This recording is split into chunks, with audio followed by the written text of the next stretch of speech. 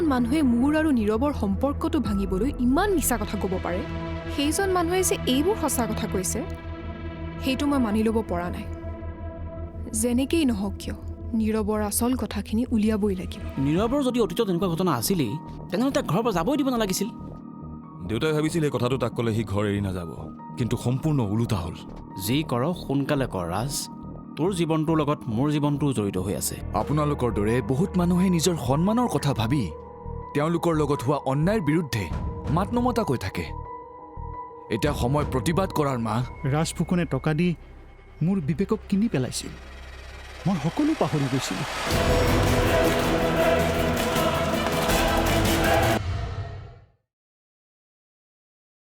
এই মানুহহালে বছৰ বছৰ ধৰি যি মানসিক চাপত দিনবোৰ কটাইছে আপোনাৰ পৰিয়ালেতো তেনেকৈ দিনবোৰ কটাব লগা হোৱা নাই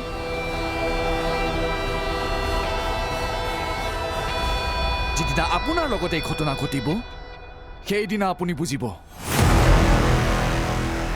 মই এতিয়া বুজিছোঁ দিয়া তোমাৰ এফআইআৰখন মই ল'ম আৰু ৰেজিষ্টাৰ কৰিম নালাগে ৰাজ ফুকনে অদিতিৰ লগত এই ঘৰখনৰ লগত যি অন্যায় কৰিলে আপুনিও কোনো গুণে কম কৰা নাই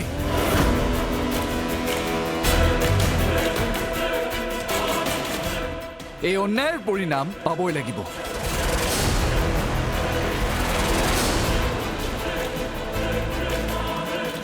নিউজত আপোনাৰ নামো আহিব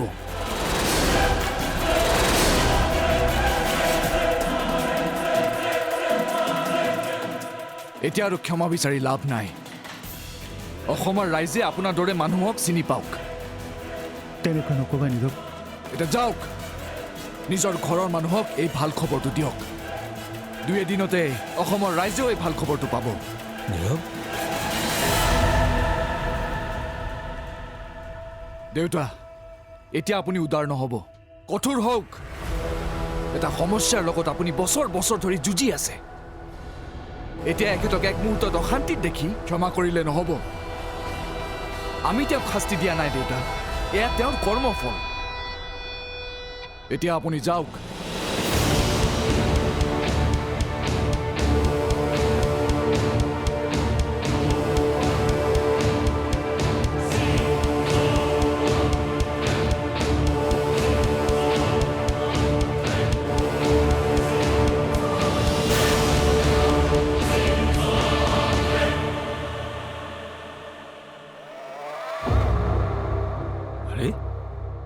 এই ক'লে গ'ল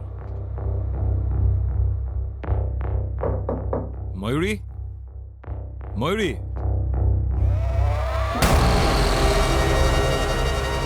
গ'ল ক'লৈ তাই মা মা মা কি হ'ল ময়ূৰী ক'ত ভিতৰতে আছে কিয় কি হ'ল তাই ঘৰৰ পৰা ওলাই যোৱা নাইতো কেনেবাকৈ পুলিচৰ ওচৰ পাব লাগিলে চব চেছ মা ৰবিচোন মই চাই আহোঁ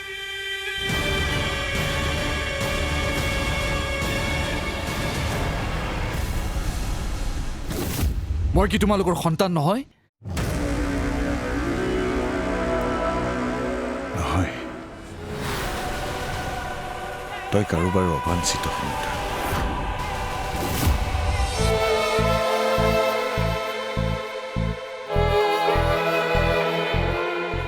কি ভাবি আছে নাই একো নাই মোক কওক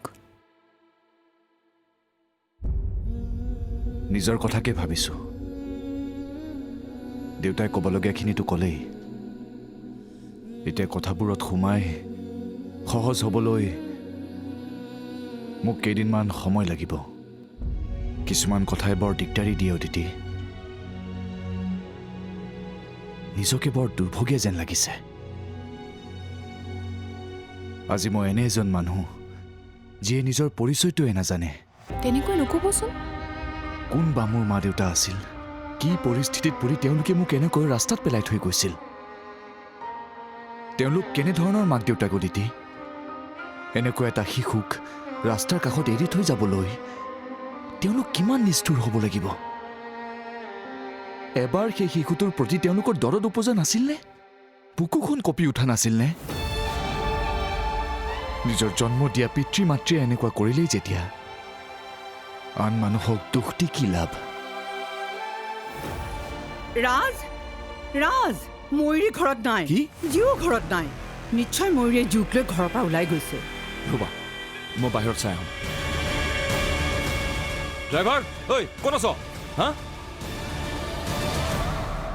কি কৰি আছ তহঁতে ইয়াত নাই এনেই ময়ূৰী কোনফালে যোৱা দেখিছিলি নাই আমিতো দেখা নাই কি তহঁত ইয়াত থাকোঁতে এগৰাকী মানুহ ইফালেদি পাৰ হৈ গুচি গ'ল আৰু তহঁতে নাই দেখা হা কি কৰিবৰ কাৰণে থাক ইয়াতে যা সোনকালে গাড়ী উলিয়া হেল্ল' মা মোক ক'ত লৈ গৈ আছা তুমি মনে মনে থাকাচোন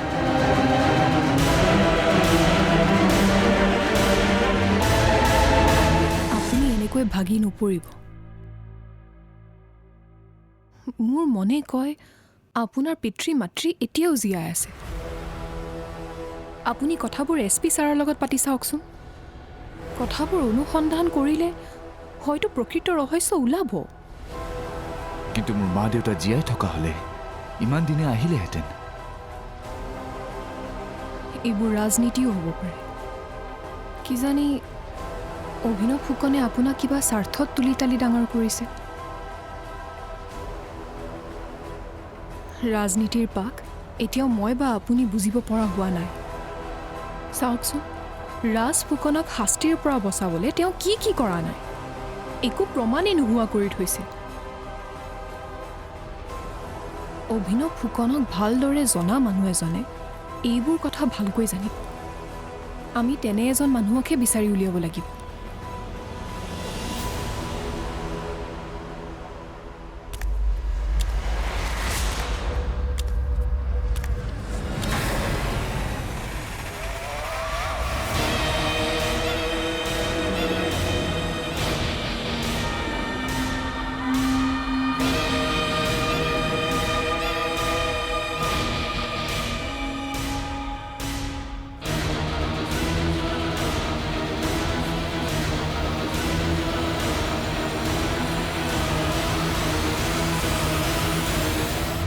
ঠিক আছে যোৱা তোমাৰ যলৈকে মন যায় তালৈকে যোৱা কিন্তু জীওক লগত লৈ যাব নোৱাৰিবা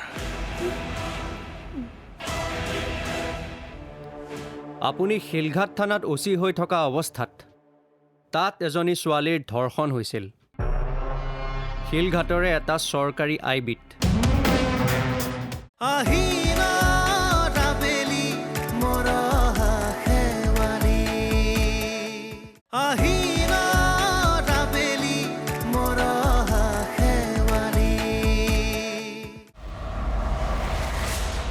শুনাচোন ৰাজে বোলে ময়ূৰীক বিচাৰিয়ে পোৱা নাই কেনেবাকৈ থানালৈ গৈ পোৱা নাইতো থানাত কথাবিলাক কৈ দিলে বৰ ডাঙৰ কথা হ'ব নহ'লে তুমি কাম এটা কৰা থানাৰ IC জনলৈ ফোন এটাকে কৰা এইবোৰ কথা কম কেনেকৈ মান সন্মানৰ কথা আছে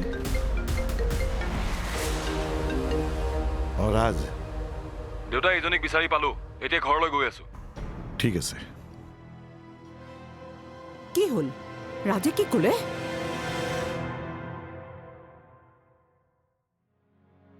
তুমি ইমান চিন্তা কৰি নাথাকিবাচোন নীৰৱ দেউতা দিগন্ত দাই ফোন কৰিছিলে কি ক'লে মোৰ লগত ঘটনাটো ঘটাৰ সময়ত থানাত থকা OC-জনৰ হেনো খবৰ পাইছে মানুহজনৰ নামটো তোমালোকৰ মনত আছে নেকি বাৰু আছে আছে ভালদৰে মনত আছে কি টংকেশ্বৰ হালৈ ঠিকেই দিগন্ত দায়ো মোক সেইটো নামকে কৈছিলে তেওঁক হেনো লগ কৰিবলৈ যাব মোক আৰু এখেতকো মাতিছে মানুহজনক লগ কৰিলে বহুত কথাই পোহৰলৈ আহিব মা জীওক লৈ ভিতৰলৈ যোৱা আহা মাজনী ৰাজ হেৰি দে তাই ইয়াৰ পৰা পলাব খুজিছিল দেউতা আনৰ পত্নীয়ে নিজৰ গিৰিয়েকক বচায় আৰু এই মোক ফচাবলৈহে চেষ্টা কৰিছিল মই তোক এৰি দিবলৈ কৈছো নে তুমি এই সৰু ছোৱালীজনীক লৈ ঘৰৰ পৰা কিয় পলাব খুজিছিলা মোক যাবলৈ দিয়ক দেউতা মই এজন মানুহৰ লগত থাকিব নোৱাৰো মই আপোনাক সাহায্য কৰিছো দেউতা বেয়া কথা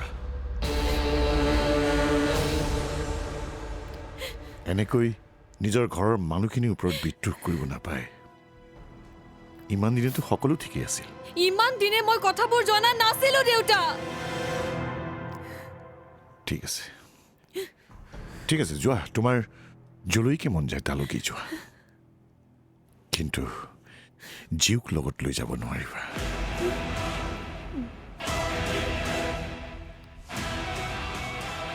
তাই অকল তোমাৰেই ছোৱালী নহয়, আমাৰো ছোৱালী। পাৰিবা মাক হৈ নিজৰ সন্তানক এৰি থাকিব?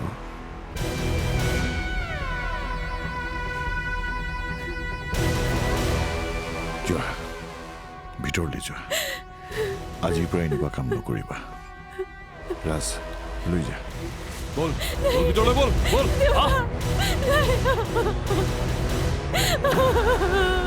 লাভ নাই লাভ নাই, এইবোৰৰ ওচৰলৈ গৈ একো লাভ নাই নীৰৱ। এই হালৈ বোলা মানুহটোৱে আমাক বহুত কষ্ট দিয়ে। কিন্তু কিয় দেউতা? 1 নম্বৰ বদমাছ বদমাছ মানুহ এইবোৰ। কেছটো দিবলৈ থানালৈ গ'ল, কেছটো ল'বলৈ সি অমান্তি হয়। সেই কথাবোৰ এনেধৰণে কৈছিল যে কন্যা সন্তান জন্ম দিয়াটো আমাৰ আটাইতকৈ ডাঙৰ ভুল, আৰু ধৰ্ষণৰ দৰে জঘন্য অপৰাধ কৰা অপৰাধীকেইটাৰ যেন সেয়া কোনো ভুলেই নাছিল। এনেকুৱা লাগিছিল যে ন্যায় বিচাৰি যোৱাৰ আমাৰ কোনো অধিকাৰেই নাই। সেই সময়তো আমি ন্যায় বিচাৰিছিলো নীৰৱ। ছোৱালীজনীৰ কাৰণে ন্যায় বিচাৰিয়ে আমি থানালৈ গৈছিলো, কিন্তু থানাত আমাক কথাবোৰ এনেকৈ কৈছিল যেন ধৰ্ষণ একো ডাঙৰ ঘটনাই নহয়, সদায় হৈ থাকে একেবাৰে সৰু কথা। আৰু আমাৰ নিচিনা সৰু মানুহে ন্যায় বিচাৰিও হেনো কোনো লাভ নাই। এই মন্ত্ৰী আমোলা বিষয়া এইবিলাকৰ হাততে হেনো এই আইনখন থাকে। আৰু কি জানা নীৰৱ, সেইখিনি সময়ত আমাক সহায় কৰিবলৈ এজন মানুহো আগবাঢ়ি অহা নাছিল।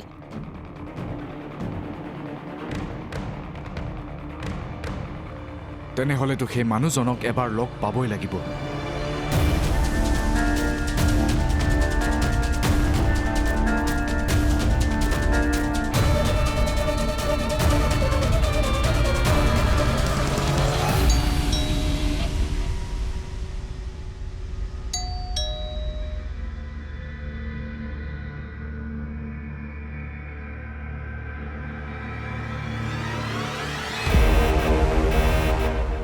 কাক বিচাৰিছে? আপোনাকেই। আপুনি এই টংকেশ্বৰ হালৈ? হয়। মই চানমাৰী থানাৰ ওচি, আৰু এওঁ দিগন্ত বৰা, সাংবাদিক। হয়, আহকচোন।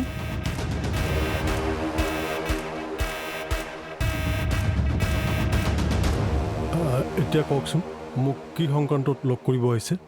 আপুনি শিলঘাট থানাৰ ওচি হৈ ৰিটায়াৰ হৈছে? নহয়, শিলঘাট থানাৰ ওচি হৈ থকাৰ পিছত বহুদিন মই গুৱাহাটীত জেইলাৰৰ কাম কৰিছিলোঁ, আৰু চাকৰি জীৱনটো এনেকৈ শেষ কৰিলোঁ। আপুনি শিলঘাট থানাৰ ওচি হৈ থাকোঁতেই তাত ঘটা ঘটনা এটাৰ বিষয়ে কিছু সোধপোছ কৰিবলগীয়া আছে। দৰাচলতে পুৰণা কেছ এটা ৰিঅ'পেন হৈছে, আৰু কেছটো এতিয়া চাই আছে গুৱাহাটীৰ এডিশ্যনেল SP পাৰ্থৱতীম বেজবৰুৱা ছাৰে। কি কেছ? আপুনি শিলঘাট থানাত ওচি হৈ থকা অৱস্থাত তাত এজনী ছোৱালীৰ ধৰ্ষণ হৈছিল। শিলঘাটৰে এটা চৰকাৰী আইবিত। এই সংক্ৰান্তত আপোনাক কিছু সোধপোছ কৰিবলগীয়া আছে। আপুনি এতিয়া মোৰ লগত যাব লাগিব। মই জানো ছাৰ, এই অদিতি বৰুৱাৰ কেছটো যে এদিন ৰিঅ'পেন হ'ব, আৰু ছাৰ মই বহুদিনৰ পৰা প্ৰস্তুতো আছোঁ। কম ছাৰ, মোৰ সকলো কথাই মনত আছে। এখেতে নামটো কওঁতেই মোৰ গোটেই ঘটনাটো মনত পৰিছে। আচলতে ছাৰ, মোৰ দিনতে এইবোৰ ঘটনা ঘটিছিল।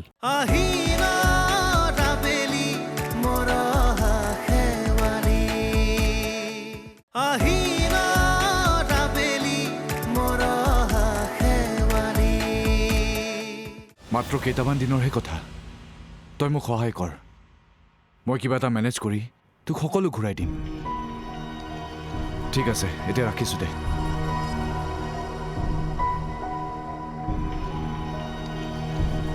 চালক, আপুনি কাৰোবাৰ পৰা কিবা বিচাৰিছিল নেকি? নাই, একো নাই। আপুনি মোৰ পৰা এতিয়া একো কথা নুলুকুৱাব। যি ক'ব লগা আছে স্পষ্টকৈ কওক। বন্ধু এজনৰ পৰা অলপ টকা ধাৰলৈ বিচাৰিছিলোঁ। আপুনি টকা ধাৰলৈ বিচাৰিব লগা হ'ল যে? মোৰ একাউণ্টত যিখিনি বেলেঞ্চ আছিল সেইখিনি মই দেউতাৰ একাউণ্টত ট্ৰান্সফাৰ কৰি দিলোঁ। এতিয়া আৰু মই সেইবোৰ টকালৈ আশা কৰি থকা নাই। মই নিজেই কিবা এটা আৰম্ভ কৰিব খুজিছোঁ। সুকীয়াকৈ এটা ভাড়া ঘৰো চাব লাগিব অদিতি। এইবোৰ মই দেউতাৰ টকা পইচাৰে নকৰোঁ। মই জীৱনটো নতুনকৈ আৰম্ভ কৰিব খুজিছোঁ অদিতি, কিন্তু এইখিনি চিজিল কৰিবলৈ মোক অলপ সময় লাগিব। একো নাই, কমকৈ উপাৰ্জন কৰিব, কিন্তু সৎ পথেৰে কৰিব। অভাৱ হ'লেও কথা নাই, সুখত থাকিব পৰাটোহে কথা।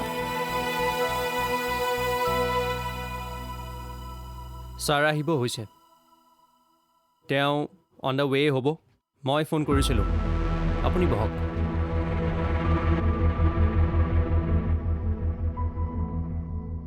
অঁ আহিছে, ছাৰ আহক, বহক। আপুনি বহক please. Thank you sir. Sir এওঁ টংকেশ্বৰ হালৈ। তেওঁ শিলঘাটত অচি হৈ থাকোঁতেই অদিতি বৰুৱাৰ ঘটনাটো ঘটিছিল।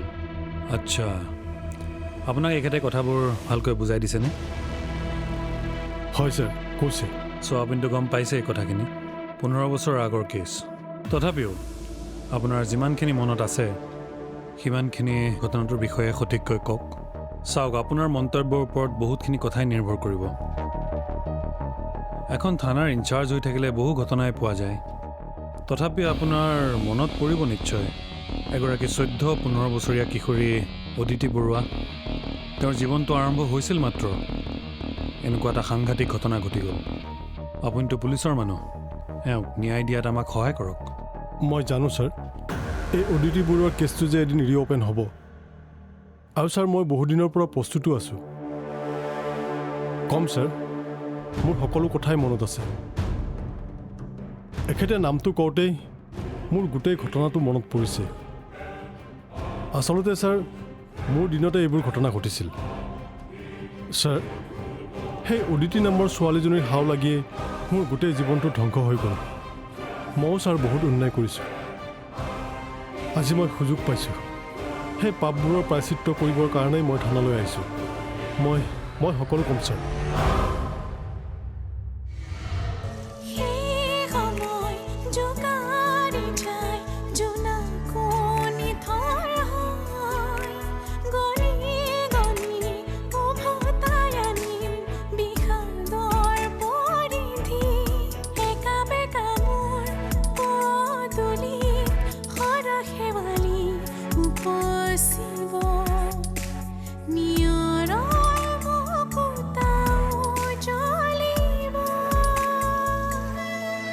লাহে লাহে